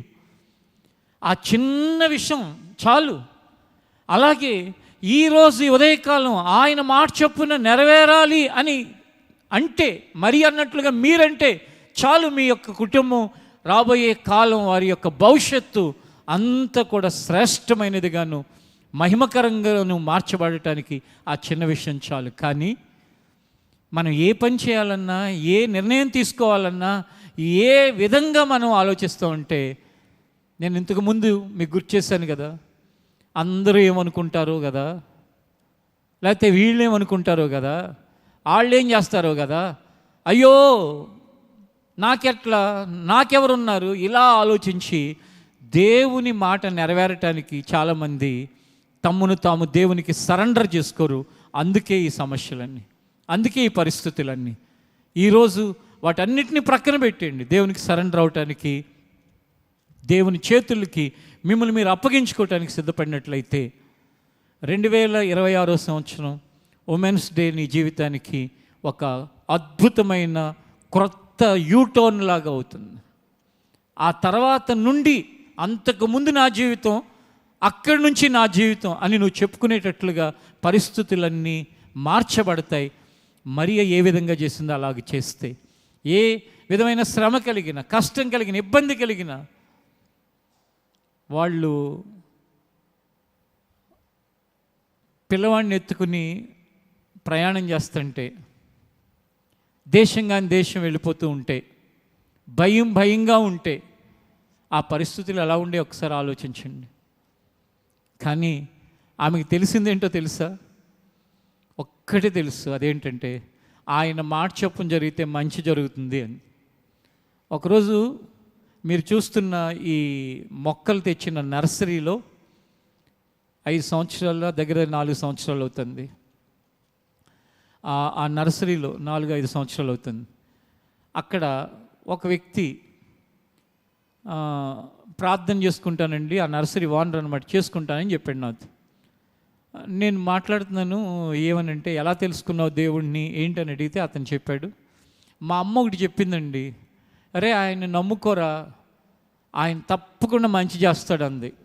కాబట్టి ఆ మాటను నేను నమ్మానండి, మా అమ్మ చెప్పిన మాటని, ఆయన నమ్ముకోవాలి, ఆయన మంచి చేస్తాడని. ఇంకా తర్వాత నాకు ఎన్ని కష్టాలు వచ్చినా, ఎన్ని సమస్యలు వచ్చినా, ఏ రోజు కూడా దేవుడిని ఒక్క మాట అనలేదండి. ఎందుకంటే ఆయన మంచి చేస్తాడని మా అమ్మ చెప్పింది, ఇంకా ఆయన మంచి చేస్తాడని నేను నమ్మేశాను. జీవితంలో కొంతమంది నమ్మకం, విశ్వాసం ఎలా ఉంటాయో తెలుసా? ఇంకంతే. అంతేగాని వచ్చేటప్పుడు నేను ఎందుకు జారాను దేవుడు ఉంటే, లేకపోతే మొన్న వాళ్ళు తిట్టారు దేవుడు ఉంటే ఎందుకు తిట్టనివ్వాలి, ఇక ఏదో అంటారు చూడండి, ఇత్తికి పందెం అని చెప్పేసి ప్రతి చిన్నదానికి తీసుకెళ్ళి దేవుడితో లింక్ పెడతారు. ఎందుకు తిట్టారంటే వాళ్ళు నువ్వు 10 తిట్టావు మొన్న, మరి వాళ్ళు ఒకటని తిడతారుగా.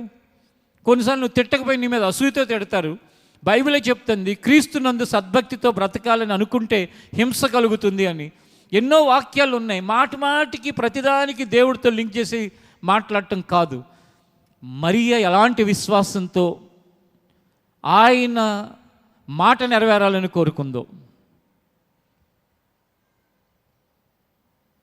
శారా ఏ విధంగా దేవుని మాట కోసం నిలబడిందో, రిబ్కా దేవుని యొక్క ఆ సేవా లక్షణాలు కలిగి ఎలా సేవాభావంతో ఉందో, హన్నా దేవుని మాట కోసం ఎలా కన్నీరు పెట్టిందో, అలా కన్నీరు పెట్టడానికి, ఆ మాట జరగాలని కోరుకోవటానికి మనం కనుక తీర్మానం చేసుకుంటే,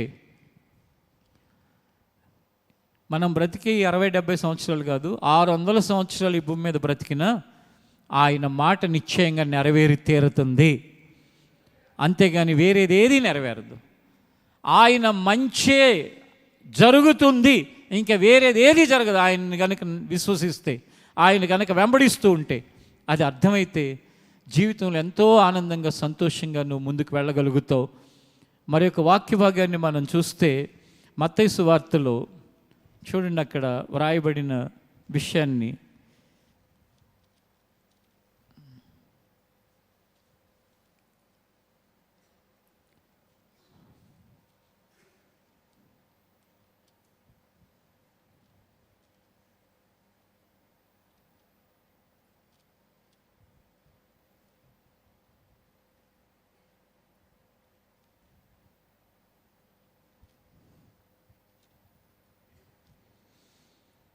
ఇరవై 28వ అధ్యాయం, మత్తయి సువార్త 28వ అధ్యాయం 20వ వచనం. నేను మీకు ఏ సంగతులను ఆజ్ఞాపించి తినో వాటన్నిటినీ గైకొనవలనని వారికి బోధించుడి. ఇదిగో నేను యుగ సమాప్తి వరకు సదాకాలము మీతో కూడా ఉన్నానని వారితో చెప్పాను. శిష్యులకి ఆయన పరలోకానికి అవుతూ అంటే పరలోకానికి వెళ్ళిపోతూ సిలువ వేయబడి 3వ దినాన్ని తిరిగి లేచి వాళ్ళందరికీ కనిపించి 40 దినాలు అయిన తర్వాత వాళ్ళతో చెప్తున్నాడు ఏమనంటే వెళ్ళిపోతూ ఇదిగో యుగ సమాప్తి వరకు సదాకాలము నేను మీతో కూడా ఉంటాను అని. చిన్న ఇబ్బందులు, సమస్యలు, కష్టాలు వస్తేనే దేవుడు నాతో ఉన్నాడా అని సందేహంలోకి వెళ్ళిపోతున్న వాళ్ళకి ఈ వాక్యం ఏమని చెప్తుందంటే, నీ సమస్యలలో, కష్టాలలో, ఇబ్బందులలో కాదు, నువ్వు ఉన్నా నువ్వు లేకపోయినా, నీ పిల్లల తరం అయిపోయినా, దేవుడు రాకడ ఆలస్యమైతే ఆడపిల్లలు ఎప్పటికైనా సదాకాలము యుగ సమాప్తి వరకు నేను మీతో కూడా ఉన్నాను. అది దేవుని యొక్క వాగ్దానం ఆయన నమ్మిన ప్రజలమైన మనకి. కాబట్టి నీవు లేకపోతే నీ పిల్లలకి, నీ పిల్లలకి లేకపోతే వాళ్ళ పిల్లలకి ఏమీ భయం లేదు. ఎందుకు అంటే యుగ సమాప్తి వరకు సదాకాలము ఆయన ప్రజలమైన మనతో ఆయన ఉండి మనల్ని నడిపించడం ఈ భూమి మీద ఆయన ప్రణాళిక. ఇక్కడ అయిపోతే ఆయనతో కూడా అక్కడ ఆయన రాజ్యంలో మనం ఉండబోతున్నాం. ఈ యుగము సమాప్తి అయిన తరువాత తరతరములు, యుగయుగములు, అంతము లేని కాలము ఆయనతో మనం మనుగడను కొనసాగించబోతున్నాం. కాబట్టి నీ మాట చొప్పున నెరవేరును కాక అని దేవునితో ఈరోజు మనం చెప్దాం. ఆయన మాట నెరవేరితే చాలు, జీవితంలో నీ ఊహలకు మించి కార్యాలు నీ జీవితంలో జరుగుతాయి. ఆయన మాట నెరవేరితే చాలు, నీ జీవితంలో దుఃఖము, వేదన, శ్రమ, బాధ అన్నీ కూడా నీ జీవితంలో ఏమవుతాయంటే తొలగిపోతాయి. నిన్ను చూసిన వారందరూ ధన్యురాలు అంటారు. మరీనేమంటున్నారు? అందరూ ధన్యురాలు అంటున్నారు. అలాంటి ధన్యత ఇక్కడున్న స్త్రీలైన వారికి, అలాగే మీ కుటుంబాలకి, మీ పిల్లలకి ప్రభు కలిగించునుగాక. ఆమేన్. ప్రార్థన చేసుకుందాం. లేచి నిలబడండి.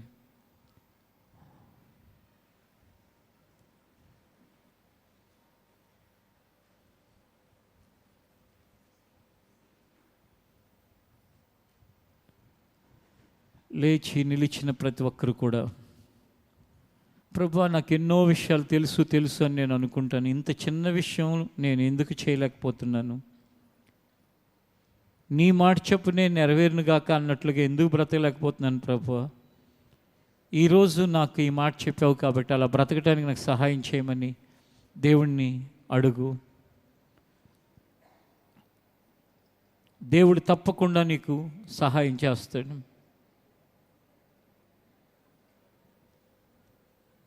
ఇదిగో ప్రభు దాసురాలను నేను, నీ మాట చొప్పునే నాకు జరుగునుగాక. ఎంత చక్కగా అంటుంది.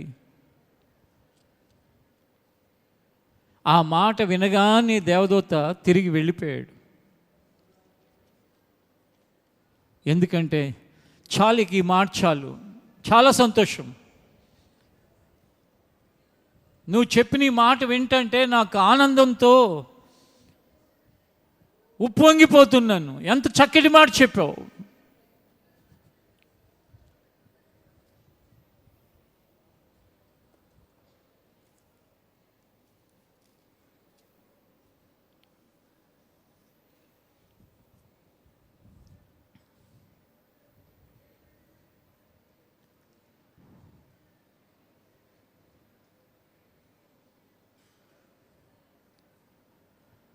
అందరూ ఎలుగెత్తి దేవుని సన్నిధిలో చెప్పండి, అయ్యా నీ దాసురాలను, ముఖ్యంగా స్త్రీలైన వారు, నీ దాసురాలనైన నేను నీ మాట చొప్పున నాకు నెరవేరునుగాక అని చెప్తున్నానయ్యా. నా ఇష్టము కాదు, నీ మాట నెరవేరాలి నా జీవితంలో.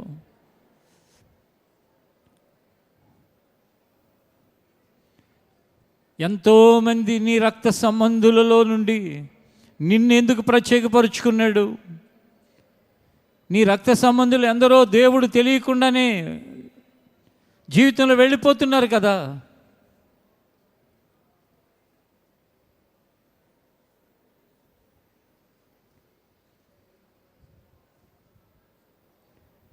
ఆమేన్. ప్రభా, నీ మాట చొప్పున మా జీవితంలో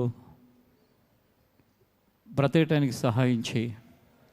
ముఖ్యంగా నీ మాట చొప్పున నెరవేరునుగాక అని చెప్పగలిగే వారిగా చేయి తండ్రి. నిశ్చయముగా మీ చేతుల్లో పెడుతున్నాను, దయ చూపించు తండ్రి.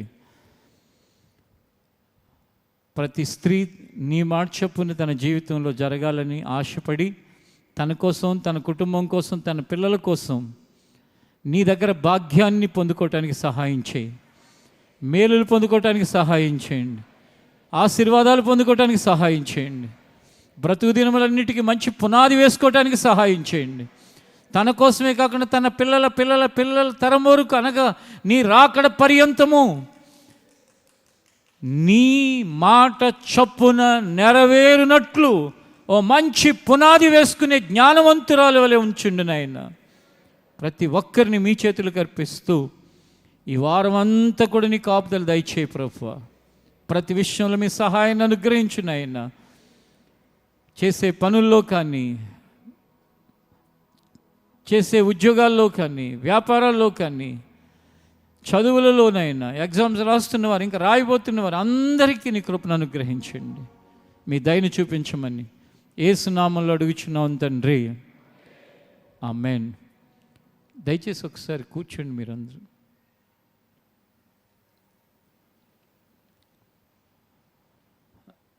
మొట్టమొదట స్త్రీలైన వాళ్ళందరికీ కూడా ఉమెన్స్ డే శుభాకాంక్షలు మీ అందరికీ. ఆ సందర్భంగా కొన్ని విషయాలు చెప్పాలనుకుంటున్నాను. అదేంటంటే, సేవలో ఇప్పటి వరకు పరిచర్య ఇద్దరితో ప్రారంభించిన నాటి నుంచి నేటి వరకు స్త్రీలైన వాళ్ళకి ఎటువంటి ఇబ్బంది కలగకుండా, ఇబ్బంది అంటే మీ అందరికీ తెలుసు, సమాజంలో ఎలాంటి ఇబ్బందులు, ఆఫీసులో, కాలేజీల్లో, స్కూల్లో, లేక బస్ స్టాపుల్లో, బస్సుల్లో, ట్రైన్స్లో, ఎక్కడ చూసినా సరే స్త్రీలుగా మీరు ఎలాంటి ఇబ్బందులు పడతారో మీకు తెలుసు. ఎకిలి వేషాలు వేసేవాళ్ళు, ఎకిలి నవ్వులు నవ్వేవాళ్ళు, అసహ్యమైన చూపులు చూసేవాళ్ళు, ఆ పరిధి కూడా దాటేసి చెడ్డగా ప్రవర్తించేవాళ్ళు, రక్త సంబంధులుగా మధ్యలోకి వచ్చి ప్రవర్తించేవాళ్ళు, ఆత్మ సంబంధులుగా మధ్యలోకి వచ్చి ప్రవర్తించేవాళ్ళు, మీ ఫోన్ నెంబర్లు తెలుసుకుని అవసరం లేకపోయినా ఫోన్లు చేసేవాళ్ళు, ఇలా ఎన్నో ఇబ్బందులు మీరు పడుతూ ఉంటారు. అవన్నీ సమాజంలో మీరు చూస్తూనే ఉన్నారు. ఇద్దరు అప్పటి నుంచి ఎన్నో విధాలుగా ఈ సహవాసాన్ని కాపాడుకునే విధంగా నాకు, నాతో ఉన్న వాళ్ళకి దేవుడు కృప చూపించాడు. ఎక్కడన్నా చిన్న సంఘటన ఎవరి నుండి అయినా ఎవరికైనా ఇబ్బంది కలిగింది అంటే మొదటి నుంచి ఎంతో కఠినమైన నిర్ణయాలు తీసుకుని, ఒకసారి అయితే ఒక అబ్బాయి ఒక ఆడపిల్లని ఏదో చిన్న మాట అన్నాడని అప్పటికప్పుడు ఆ రాత్రి అక్కడి నుంచి ఖాళీ చేసి సామాన్లన్నీ, అతన్ని కూడా ఆ రూమ్ దగ్గరికి వెళ్ళనివ్వకుండా ఖాళీ చేపించేసి వేరే దగ్గర పంపించేసాను. ఇలా చెప్పుకుంటూ వెళ్ళి చాలా విషయాలు ఉన్నాయి. ఇవన్నీ ఎందుకు చెప్తున్నానంటే, సేవ విస్తరించిన తర్వాత ఏ మూల, ఏ ప్రక్కన, ఏ పార్కింగ్ల దగ్గరో, లేకపోతే ఏ రోడ్డులోనో, ఈ ఇంటర్నల్ రోడ్లోనో, లేకపోతే ఎక్కడ ఎప్పుడు ఆ భాగ్యలత చర్చి దగ్గర కానీ ఎక్కడైనా ఎవరికైనా ఏదైనా స్త్రీలుగా మీకు ఎటువంటి అసౌకర్యం కానీ ఇబ్బంది కానీ కలిగితే, మొదటిగా ఆ స్త్రీల వైపున మే హెల్ప్ యూ దగ్గర ఉన్న వాళ్ళకి ఇంటిమేషన్ ఇవ్వండి. వాళ్ళు కనుక సరిగా రెస్పాండ్ అవ్వకపోయినా, మీకు నమ్మకం వాళ్ళ మీద లేకపోయినా నాకు చెప్పేయండి, పర్లేదు. వాళ్ళు చిన్నాళ్ళనో లేకపోతే వాళ్ళ మీద మీకు నమ్మకం కుదరలేదు అనుకోండి, కొన్ని విషయాలకు నమ్మకం కుదరదు అందరి మీద, అలాంటివి నా దగ్గరికి వచ్చైనా చెప్పండి. కానీ ఎట్టి పరిస్థితుల్లోనూ మినిస్ట్రీ మొత్తంలో ఇలాంటి వ్యవహారాలు, ఇలాంటి పరిస్థితులు ఎక్కడ ఏ ఒక్కరికి ఇంత చిన్న ఇబ్బంది కలగటానికి మాత్రం వీలు లేదు అనేది మొదటి నుంచి ఉన్న విధానం. ఇప్పుడు విస్తరిస్తున్న తరువాత ఎక్కడైనా ఏ మూలైనా ఏమైనా అలాంటివి జరుగుతున్నాయని, అంటే ఎవరికైనా ఇబ్బంది కలుగుతుంది అని తెలిస్తే మాత్రం దాన్ని ఇంటిమేషన్ ఇవ్వండి. ఇది అలాగే పురుషులుగా నీ చెల్లి, నీ తల్లి అని చూడమని నేను చెప్పట్లేదు. ఎందుకంటే చెల్లినే హింసిస్తున్నారు, తల్లినే హింసిస్తున్నారు, భార్యనే హింసిస్తున్నారు. చూడమంటే వాళ్ళని హింసించినట్టు వీళ్ళని కూడా హింసిస్తారు. దేవుడు నీ జీవితాన్ని రక్షించుకున్నాడు. ఆయన స్త్రీల విషయమై ఎలా ఉన్నాడో ఆలోచించుకుని ప్రవర్తించు. ఆయన ఎలా ఉన్నాడు? అమ్మా ఎందుకు ఏడ్చుచున్నావు అని చెప్పి ఆయన దూత ద్వారా అడిగి, ఆయన తిరిగి లేచిన వెంటనే ఆయన దగ్గరికి చూడటానికి ఎవరు వెళ్ళారంటే సమాధి దగ్గర స్త్రీలే వెళితే మరియ ఏడుస్తుంటే వెనకుండి అమ్మా ఎందుకు ఏడుస్తున్నావు అని అడిగాడు. చివరికి ఆయన అంత బాధలో ఉండి సిలువలో ఆ తల్లికి ఎక్కడ బాధ కలుగుతుందో కన్న తల్లికని తన ప్రియ శిష్యుడైన యోహోన్ని పిలిచి, ఇదిగో ఇక నుండి అమ్మ నీకు ఈవిడ అని చెప్పి వాళ్ళ అమ్మగారికి నీ కుమారుడు అని చెప్పి తల్లికి ఒక ఆల్టర్నేటివ్ లేక ఒక భరోసా కలిగించే మాట చెప్పాడు. అంటే ఎంత జాగ్రత్త తీసుకున్నాడు. అది దృష్టిలో పెట్టుకుని సంఘంలో ముఖ్యంగా యవనస్తులు ఎవరైనా పెద్దవాళ్ళని ఎవరైనా పిచ్చ పిచ్చ వేషాలు, వాక్య విరుద్ధమైన వ్యవహారాలు, వాళ్ళ నెంబర్లు తీసుకునే ఇన్స్టాగ్రాముల్లోనూ వాళ్ళకి అనవసరమైన మెసేజ్లు ఇలాంటివి జరిగితే మాత్రం తల్లిదండ్రులు చెప్తున్నాను, వాళ్ళతో పాటు మీరు కూడా దానికి బాధ్యత వహించాల్సి ఉంటుంది. అలాంటి జరిగితే పిల్లలకి చెప్తున్నాను, మీరు చేసే పనులు మీ తల్లిదండ్రులు కూడా బాధ్యత వహించాల్సి ఉంటుంది. ఎక్కడ ఎవరికి ఏ ఇబ్బంది కలగకుండా వాళ్ళకి ధైర్యంగా నిలబడాల్సిన బాధ్యత ఒక పురుషుడిగా నీ మీద ఉంది. బైబిల్ ప్రకారం వివాహమైన తర్వాత భార్యాభర్తల భర్త దేస్తాను శిరస్సు అని చెప్పాడు దేవుడు. శిరస్సు అంటే ఏంటి? శరీరాన్ని సక్రమంగా నిర్వర్తించేది, సరైన సిగ్నల్స్ ఇచ్చేది శిరస్సు. అప్పుడప్పుడు ఒక మాట వింటాం, బ్రెయిన్ డెడ్ అయిపోయింది అని చెప్పేది. ఇంకేం పని చేయదు బాడీలో. కాబట్టి ఈ బ్రెయిన్ ఎక్కడుంటుంది? శిరస్సులో ఉంటుంది. నువ్వు శిరస్సు అయితే ఎంత జ్ఞానంగా మసులుకోవాలి, ఎవ్వరికి ఏ ఇబ్బంది కానీ ఏ అవమానం కానీ ఏ సమస్య కానీ లేకుండా బ్రతకాలి. అదే సమయంలో ఒకవేళ స్త్రీల వైపు ఎక్కడైనా తెలిసి తెలియక యవనస్తులు పిల్లలు ఏదైనా డిస్టర్బెన్స్ క్రియేట్ చేసిన శిరస్సు అయిన నీవు, శిరస్సుగా ఉండవలసిన నీవు అదుపులో ఉండాలి. అంతేగాని నన్ను ఏం చేయమంటారు, వాళ్ళు చేశారు లేకపోతే వాళ్ళు ఇలా పెట్టారు మెసేజ్ కాబట్టి నేను ఇలా చేశాను అన్న ఒప్పుకోవటానికి మాత్రం నేను మాత్రం ఊరుకోను. సహవాసం యొక్క క్రమం అది. కారణం ఏంటంటే శిరస్సు సిగ్నల్ ఇస్తుంది కానీ నా చెయ్యి వేలు కాళ్ళు ఏదో చేసిందని నా శిరస్సులో అవి మారవు. ఇక్కడి నుంచి సిగ్నల్స్ వెళ్తాయి, కింద నుంచి కాదు. ఒకవేళ కింద నుంచి ఏదైనా దాన్ని కంట్రోల్ చేయడానికి ప్రయత్నించినా అది తీసుకోదు. ఈ బ్రెయిన్ ఒకటి ఉంటుంది. ఇప్పుడు చాలా అందంగా ఉన్నారని ఎవరైనా గబాల్ని ఇలా చేయి వేయాలని ప్రయత్నం చేస్తే ఈ బుర్ర ఏమంటుంది, ఒరే నిన్ను చంపేస్తారా ఇక్కడ అందరూ, అలాంటి పిచ్చి పని చేయకని చెప్తుందా చెప్పట్లేదా? నన్నేం చేయమంటారు, నా చెయ్యి అంది అంటే అయిపోతుంది. అలాగే ఎక్కడైనా ఒకవేళ నిన్ను తొందర చేసే పరిస్థితులు ఉన్నా నువ్వు అదుపులో ఉండాలి, నువ్వు క్రమంలో ఉండాలి, నువ్వు సరిగా ఉండాలి. ముఖ్యంగా దేవుణ్ణి ఎరిగిన ప్రతి పురుషుడు, ప్రతి యవనస్తుడు, ప్రతి ఒక్కరూ సంఘంలో స్త్రీల పట్ల అత్యంత మర్యాద, అత్యంత గౌరవభావంతో బ్రతకాల్సిన అవసరం ఉంది.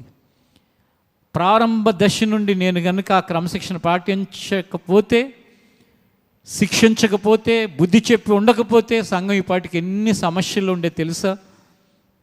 ఏముంది, యవన కాలంలో వాళ్ళ యొక్క వయస్సు రీత్యా ఎన్నో ఆలోచనలు, ఎన్నో వ్యవహారాలు. కానీ ఒక తండ్రి స్థానంలో, నా వయసు తండ్రి అంత కాకపోయినా ఆ రోజున తండ్రి స్థానంలో ఉన్నానని ఎరిగి ఇది జరిగితే, ఇది ఏమైనా అయితే ఆ అబ్బాయి వెనకున్న తల్లిదండ్రుల పరిస్థితి ఏంటి, అమ్మాయి వెనకున్న తల్లిదండ్రుల పరిస్థితి ఏంటి?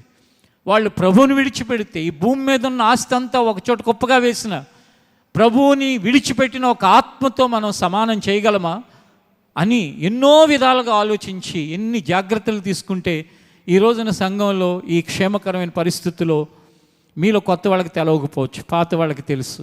అందుకే చిన్న చిన్న పిల్లలు ఎదిగి పెద్దవాళ్ళు అవుతున్నారు. ఫస్ట్ సండే మనందరం శరీర రక్తాల్లో ఉంటే ఆడపిల్లలు మగపిల్లలు అట్లా బయట అక్కడక్కడ కూర్చుంటారు, వాళ్ళు వెయిట్ చేస్తున్నారు. అలాంటి సమయాల్లో కూడా ప్రతి తల్లి అందరికీ తల్లిననే భావంతో వాళ్ళని గమనించండి.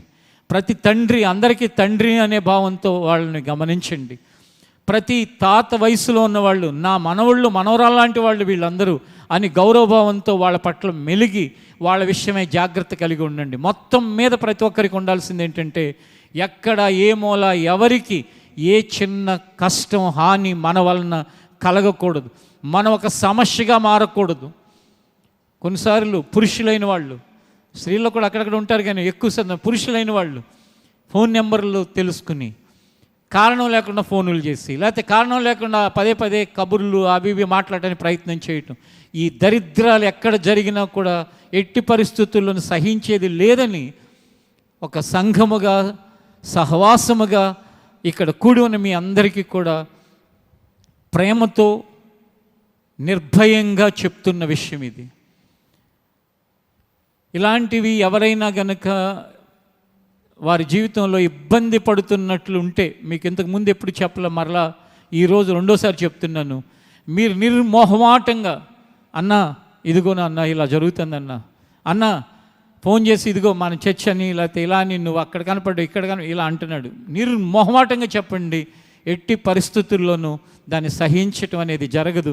ఆ మధ్య ఒకటి ఇలాగే జరిగింది. చర్చి పరిచయాన్ని ఆధారం చేసుకుని ఒక సహోదరిని ఇబ్బంది పెడుతున్న ఒక వ్యక్తి, అప్పుడు నేను వెంటనే నా తోటి సేవకుడైన ఒక వ్యక్తితో చెప్పాను. అతను కూడా దేవుని పనిచేసే వ్యక్తి, వాక్యాన్ని బోధించే వ్యక్తి. పలానా వ్యక్తి చెప్పు, విన్నాడా? వింటాడు. ఇంకొకసారి కనుక ఆమెకి ఏదైనా ఫోన్ కాల్ వెళ్ళింది అంటే ఇంకెప్పటికీ అతనికి చర్చికి రావడానికి వీలు లేదు. వాళ్ళ భార్య, వాళ్ళ పిల్లలు, వాళ్ళందరినీ పిలిచి నిర్ణయం తీసుకోవడం జరుగుతుంది. చెప్పు అని చెప్పాను. దేవుడి దయ వల్ల ఇక అతను అలాంటి వెకిలి పనులు మానుకోవటం జరిగింది. ఎక్కడ ఏం జరుగుతుంది ఎలా తెలుసండి? 10 మందా 100 మందా లేకపోతే 200 మంది అయితే ఏదో ఇక్కడెక్కడ కనపడుతూ ఉంటారు అనుకోవచ్చు. ఎవరు వస్తున్నారో ఎవరు వెళుతున్నారో, వచ్చినవాడు నిజంగా లోతైన మారు మనసులోకి వెళ్ళాడో లేదో తెలియదు. కొన్నిసార్లు మార్పు చెందినట్టుగా గొర్రె చర్మం కప్పుకున్న తోడేళ్ళలాగా ఎక్కడ ఎవరు ఎలా చేస్తారో తెలియదు. కానీ ఎట్టి పరిస్థితుల్లోనూ ఏ ఒక్కరికి సంఘము ద్వారా, సంఘంలో ఉన్న సభ్యుల ద్వారా, దేవుని మందిరానికి వచ్చిపోయే వాళ్ళ ద్వారా ఏ ఇబ్బంది కలగకుండా చూసుకోవాల్సిన బాధ్యత మనందరి మీద ఉంది. బహు జాగ్రత్తగా ఉండటం, మీ మట్టుకు మీరు ఉండటమే కాకుండా మీ గమనిస్తున్న పరిస్థితుల్లో కూడా ఎక్కడైనా మీకు ఏదైనా అనిపిస్తే ఖచ్చితంగా దాన్ని సరిచేయటానికి మీ వంతు ప్రయత్నం మీరు చేయాల్సిందిగా మనవి చేస్తున్నాను. దేవుడు మనం ఏది కోరుకుంటున్నామో ఆయన వాక్యంలో చెప్పబడినట్లుగా నీవు కోరుకున్నట్లే నీకు అవునుగాక అని చెప్పిన మాటను ఆయన నెరవేర్చునుగాక. అందరూ లేచి నిలబడిన ఆశీర్వాదపు కోరుస్తూ మనం ముగించుకుందాం. దానికి ముందు ఒక విషయం, మార్చి ఏప్రిల్ నెల మ్యాగజైన్ ప్రింట్ అయ్యి వచ్చింది. అది అక్కడ స్టాల్స్ దగ్గర ఉంటుంది. దాన్ని తీసుకుని చదివి మరిన్ని ఆత్మ సంబంధమైన సంగతుల్ని నేర్చుకోవాల్సిందిగా మనవి చేస్తున్నాను. ఇంకా మెన్స్ మీటింగ్ కూడా ఉగాది రోజు ఉంటుంది. అది వివాహం అయిన వాళ్ళ కొరకే దాన్ని పెట్టాలని నిర్ణయించుకోవటం జరిగింది. కాబట్టి వివాహం అయిన వారు, ఒకవేళ వివాహం అయ్యి డైవర్స్ అలాంటి సిచ్యువేషన్ ఉన్నాళ్ళు కూడా పార్టిసిపేట్ చేయొచ్చు. అంతేగాని వివాహం కాకుండా ఉన్న యవనస్తులు మాత్రం దానిలో పార్టిసిపేట్ చేయడానికి ఉండదు. 19వ తారీఖు ఉగాది రోజు ఉదయం 9 గంటలకి ఈ మందిరంలో ఆ ప్రార్థన ప్రారంభించబడుతుంది. మధ్యాహ్నం 12:30 1 గంట సమయానికి అది ముగించబడుతుంది. ఆ తర్వాత లంచ్ కూడా ఏర్పాటు చేయబడుతుంది. ఆ లంచ్ అయిపోయిన తర్వాత ఎవరి ఇంటికి వాళ్ళు వెళ్ళిపోవచ్చు. అది గమనించి పురుషులైన వాళ్ళు ఆ ప్రేయర్ మీటింగ్ కొరకు ప్రిపేర్డ్గా ఉండమని మనవి చేస్తున్నాను. ఇంకా మీరు ఎవరిని పడితే వాళ్ళని, మన చర్చ్ కాని వాళ్ళని తీసుకురాకండి. ఎందుకు తీసుకురావద్దు అంటే, సంఘంగా ఉన్న వాళ్ళతో మనసు విప్పి మాట్లాడటానికి ఏర్పాటు చేయబడిన మీటింగ్. అదే బహిరంగంగా అందరి కోసం ఏర్పాటు చేయబడిన మీటింగ్ అయితే తీసుకురావచ్చు.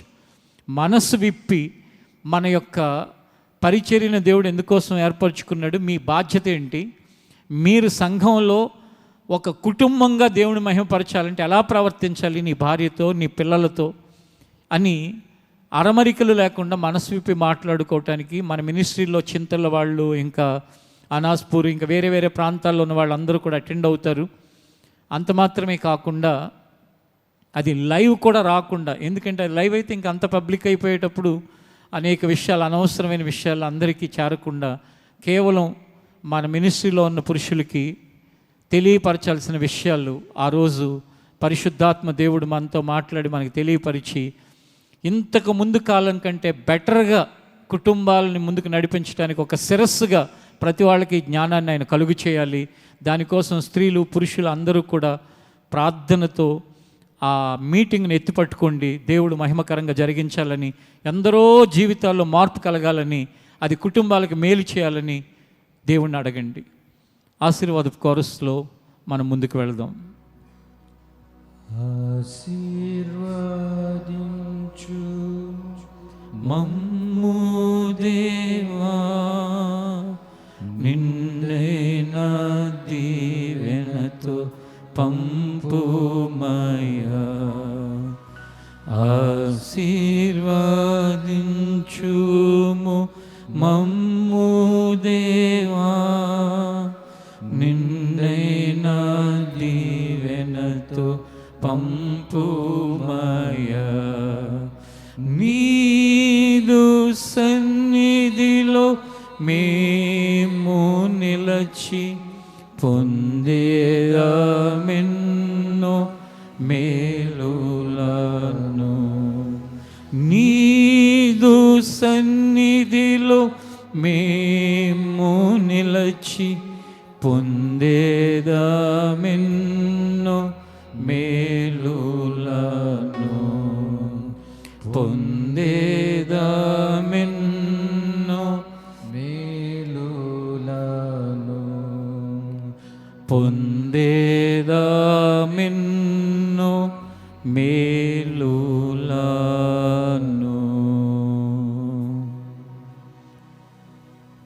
తండ్రి అయిన దేవుని ప్రేమ, కుమారుడు రక్షకుడు అయిన యేసుక్రీస్తు కృప, పరిశుద్ధాత్మ దేవుని ఆదరణ సహవాసము ఇక్కడున్న మనకు సకల పరిశుద్ధులకు అనుగ్రహించి నడిపించునుగాక. ఆమెన్.